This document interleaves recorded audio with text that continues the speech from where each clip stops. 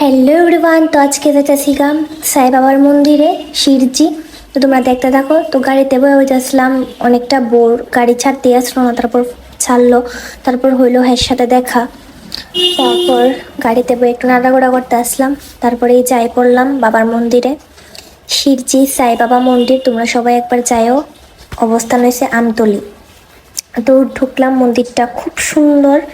তো এই দেখো সাই বাবার দর্শন করলাম, তারপরে দিকে পণ্ডিতের থেকে নিলাম আশীর্বাদ, তারপর একটু প্রার্থনা করলাম বাবার কাছে, মনের কথা কইলাম, তারপর এদিকে একটু এর সাথে ভিডিও টিডিও করলাম কইরা, তারপরে দিকে দেখতেছি প্রসাদ দিতেছে, খিচুড়ির প্রসাদ। আর যেই শুনছি খিচুড়ির প্রসাদ, অমনি দৌড়াই গেলাম গা প্রসাদ নিতে। লাইনে গিয়ে তারা রইলাম। আর মন্দিরটা আসলে খুব সুন্দর, বাইরের ভিউটা।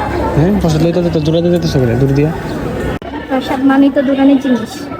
এদিকে লাইনে দাঁড়ায় নিয়ে নিতেছি প্রসাদ। আর খিচুড়িটা হয়েছিল অনেকটা টেস্টি। তারপর আইসে